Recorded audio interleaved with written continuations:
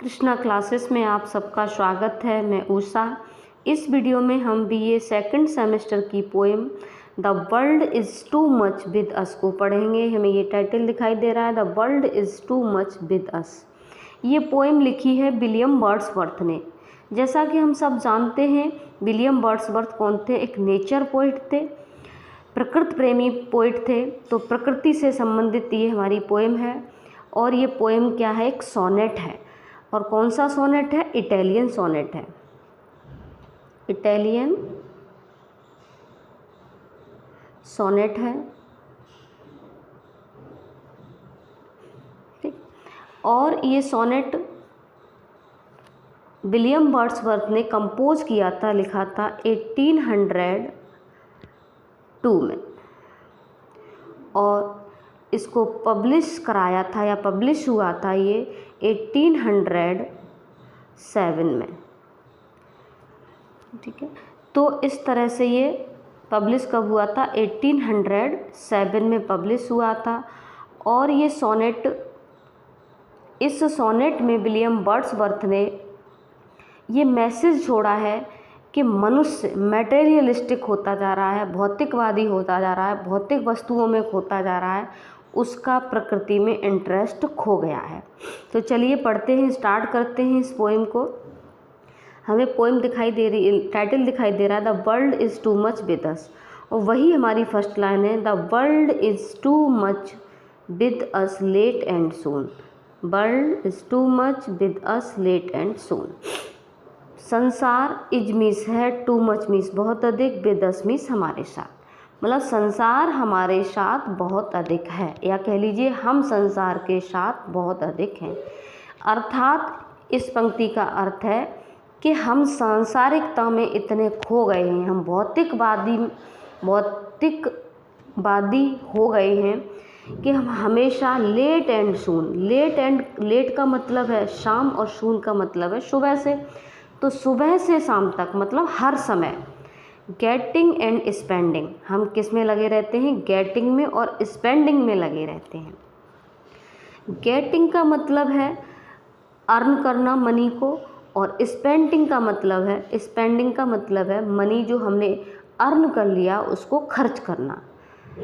तो हम हमेशा, मतलब हम का मतलब मनुष्य, लेट एंड सून, यहाँ से देखेंगे, देखो लेट एंड सून क्या करते हैं? हमेशा सुबह से लेकर शाम तक गेटिंग एंड स्पेंडिंग में लगे रहते हैं।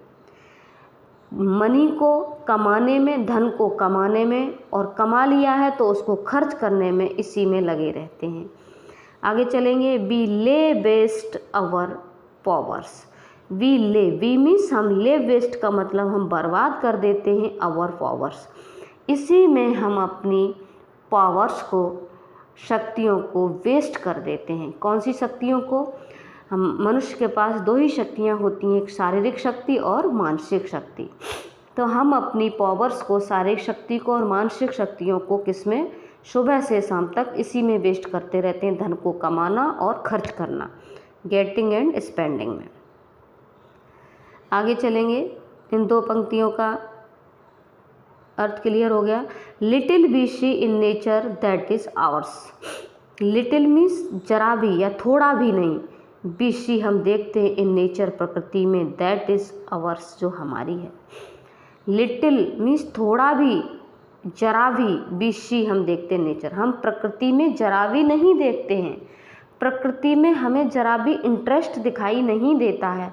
दैट इज़ आवर्स जो हमारी है। कौन? प्रकृति। We have given our hearts away sordid boon. We have given our hearts, हम, वी मीन्स हम, हैव गिवन अवे मतलब दे चुके हैं या समर्पित कर चुके हैं, किसको? आवर हार्ट्स, अपने हृदयों को। किसमें? सॉर्डेड बोन। सॉर्डेड का मतलब होता है महत्वहीन वस्तुओं। हम क्या कर चुके हैं? संसार की महत्वहीन वस्तुओं में अपना हृदय समर्पित कर चुके हैं।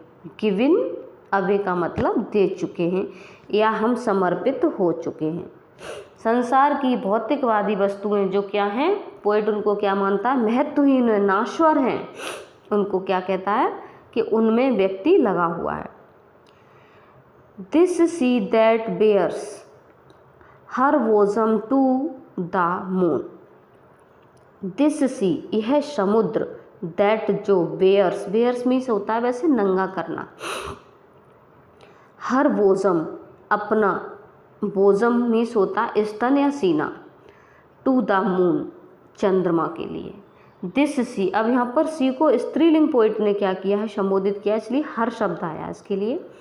तो यह समुद्र जो क्या करता है, अपने स्तन को, अपने सीने को खोल देता है, किसके लिए, टू द मून चंद्रमा के लिए। मतलब आपने देखा होगा जब समुद्र बहुत सी एरिया में बह रहा होता है, लहरें लहराता हुआ, तो जब चांद रात में निकलता है तो उसमें वो चांद दिखाई देता है, तो ऐसा लगता है कि सी ने अपना सीना चीर दिया है, किसके लिए, खोल दिया है, किसके लिए, मून के लिए। तो मून उसमें क्या है, दिखाई देता है। इसलिए तो प्रकृति की सुंदरता इतनी अच्छी होती हैं, तो बहुत अच्छी इमेजनरी है यहाँ पर पोइट की। आगे देखेंगे, the winds that will be howling at all hours. Winds हवाएं, दैट जो विल बी होलिंग, होलिंग का मतलब होता है शोर शराबा करना, at all hours, at all hours का मतलब हर समय, पूरे दिन।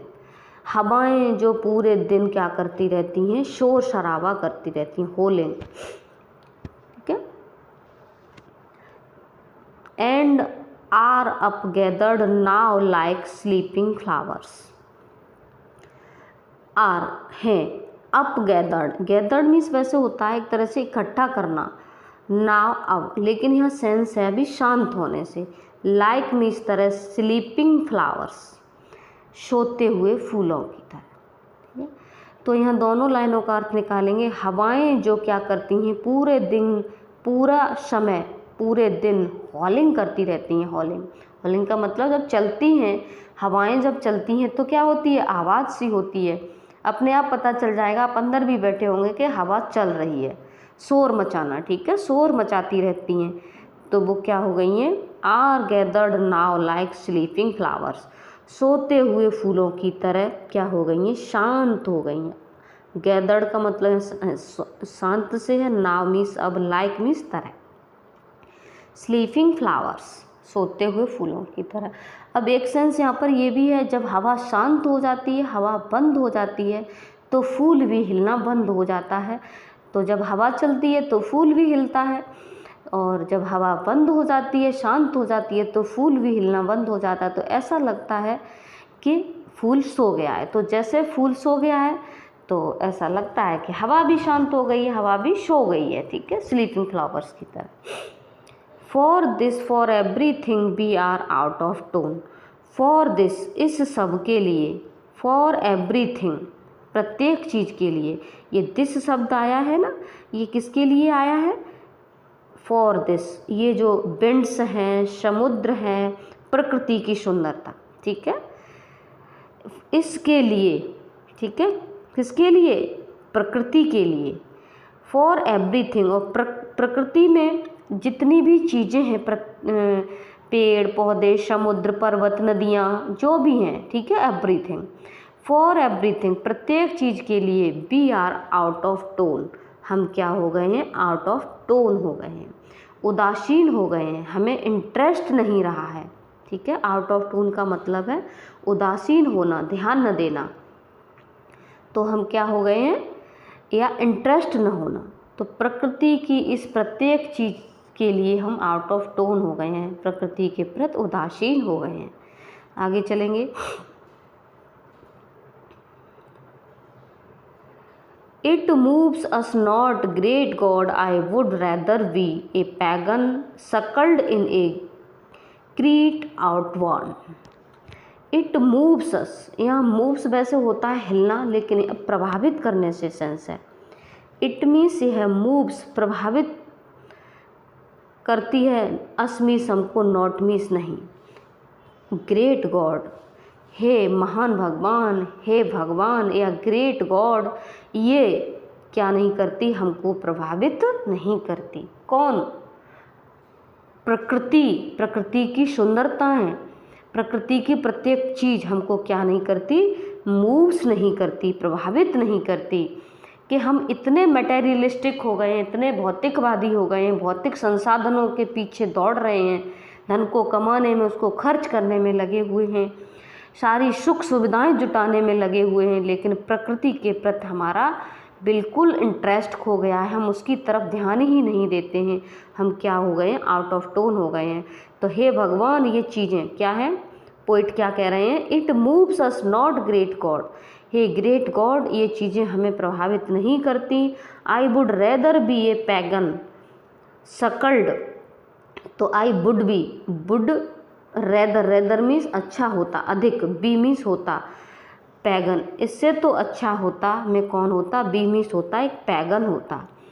पैगन एक धर्म होता है जिसमें क्या होता है, बहुत से देवी देवताओं को माना जाता है, और पैगन समुदाय के लोग क्या करते हैं, वर्शिप करते हैं, किसकी, प्रकृति की, प्रकृति में विश्वास करते हैं और प्रकृति की पूजा करते हैं। उसे प्रकृति के प्रत्येक ऑब्जेक्ट में भगवान नज़र आता है। जिस तरह से हिंदू धर्म है ना, हिंदू धर्म में प्रत्येक प्रकृति के प्रत्येक ऑब्जेक्ट को क्या माना जाता है, गॉड की रचना मानी जाती है। जैसे नदी एक देवी है, पृथ्वी एक देवी है, पीपल वृक्ष एक देवता है, इस तरह से। तो वो पोइट कह रहे हैं आई would rather be a pagan, pagan क्या है, तो वो कह रहे हैं सकल्ड, सकल्ड मीन्स पालन पोषण होना, इन ए क्रीड, क्रीड आर्ट वन, क्रीड आर्ट वन का मतलब है पुराने संप्रदाय, पुराना जो संप्रदाय है उसमें, प्राचीन संप्रदाय, प्राचीन तौर तरीके से। तो वो पोइट कह रहा है इससे तो बेटर होता कि मैं पैगन होता, पैगन की तरह मेरा पालन पोषण होता, जो क्या था, हमारा प्राचीन पुराना संप्रदाय था, पुराने तौर तरीके थे। कि शो माइट आई, यदि ऐसा होता, शो मीन्स ऐसा, माइट शायद होता, तो आई स्टैंडिंग, मैं खड़ा हुआ हूँ, ऑन दिस प्लीजेंटली, इस, ऑन मीन्स पर, दिस मीन्स इस, प्लीजेंटली पर, इस सुहावने घास के मैदान पर, ली मीन्स क्या होता है, एक चरागाह मान लो, या मान लो एक घास का मैदान, और प्लीजेंट मीन्स सुहावना। तो मैं इस घास के मैदान पर अकेला खड़ा हुआ हूँ, तो have glimpse that would make me less forlorn. देखो यहाँ से देखेंगे तो यहाँ से इस लाइन का क्लियर हो गया।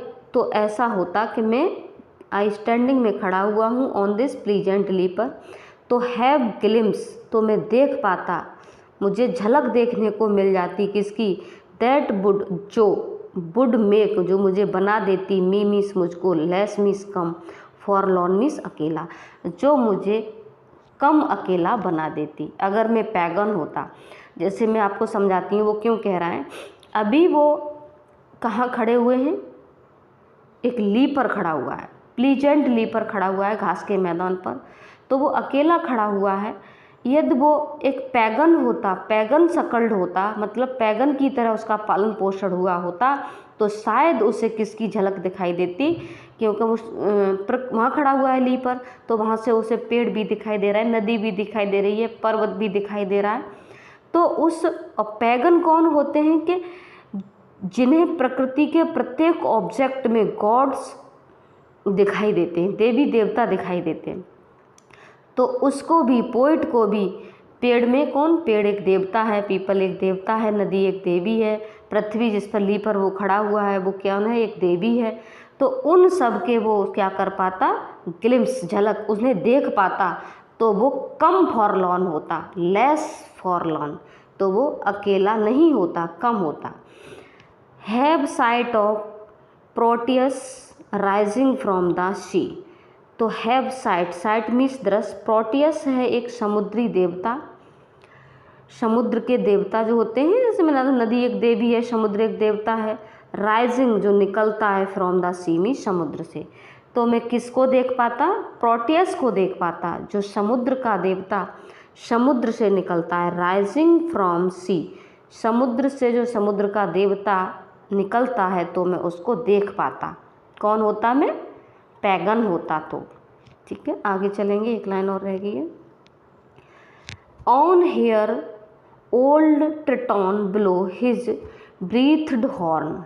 ठीक है, तो ये क्या है, हेयर तो सुन पाता, और मीन्स और, हेयर सुन पाता, ओल्ड प्राचीन, ट्रिटॉन, ट्रिटॉन भी एक समुद्री देवता ही है। ठीक है, और ये क्या है, ब्लो मीन्स बजाता, हिज मीन्स अपना, ब्रीथड हॉर्न, ब्रीथ हॉर्न का मतलब है अपना सुसज्जित हॉर्न। हॉर्न होता है एक तुरई की तरह एक इंस्ट्रूमेंट होता है बजाने वाला हॉर्न, या कह लीजिए एक डेकोरेटेड, ब्रीथड का मतलब है डेकोरेटेड, सजा हुआ हॉर्न या बिगुल। तो जो ट्रिटोन नाम का जो देवता है, समुद्री देवता है, जो क्या करता है, अपने सजे हुए, हिज ब्रीथड हॉर्न, अपने सजे हुए हॉर्न को जब बजाता है, ब्लो चलाता है या बजाता है, तो मैं क्या कर पाता, हेयर सुन पाता। क्लियर हो गया। तो इस तरह से ये हमारा क्या है, इटालियन सोनेट है। और इटालियन सोनेट का जैसा कि आप जानते हैं पैटर्न क्या होता है, एक ऑक्टेव होता है, क्या होता है, एक ऑक्टेव होता है और एक सेस्टेट होता है। क्या होता है, सेस्टेट होता है। ऑक्टेव होता है 8 लाइन का, सेस्टेट होता है 6 लाइन का। ठीक है, यही इसका पैटर्न है। और ऑक्टेव को किस में डिवाइड कर देते हैं, 2, किस में, क्वार्टरेन में,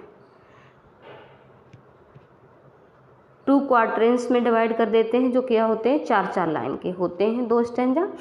और सेस्टेट को 3-3 लाइन के 2 स्टैंजा में डिवाइड कर देते हैं, जिन्हें हम टर्सेट कहते हैं। क्या कहते हैं, टर्सेट कहते हैं। ठीक है, और इसकी जो राइम स्कीम होती है, देखो आप राइम स्कीम से ही समझ जाएंगे कि ये इटालियन सोनेट है। देखो पहले तो इसको थोड़ा देख लेते हैं, छोटा करके देखो कितनी लाइन है इसमें, 14 लाइन है। तो 1 2 3 4 5 6 7 और 8, यहाँ तक ये क्या है, एक ऑक्टेव है। तो देखो शून और बून, पार्स, आवर्स, तो ए और ए, और ये वी और वी, यही होता है पैटर्न इटालियन सोनेट का, A B B A. Clear हुआ। अब देखो फिर आगे चलते हैं।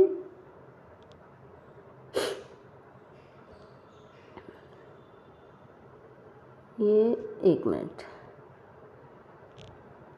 1 2 3 4 लाइन हो गई यहाँ तक। अब देखो 4 लाइन ये हो गई, फिर 4 लाइन, 1 2 3 4। ठीक है, तो मून टोन, मतलब मोन और टोन, इस तरह से है ये। देखो ए और ए, आर्स, फ्लावर्स, बी और बी, इस तरह से ए बी बी ए हो गया। अब ये आ गया हमारा, देखो सी डी ई, तो वी, और देखो आर्ट वन और ली, तो सी डी ई, इस तरह से हो गया ये पैटर्न है इटालियन सोनेट। ठीक है, इस तरह से हमारी समझ में आ गया होगा ये। मुझे उम्मीद है कि पोएम आपको समझ में आई होगी। तो हम आपको नेक्स्ट वीडियो में नेक्स्ट पोएम के साथ मिलेंगे। थैंक यू, जय हिंद, जय भारत।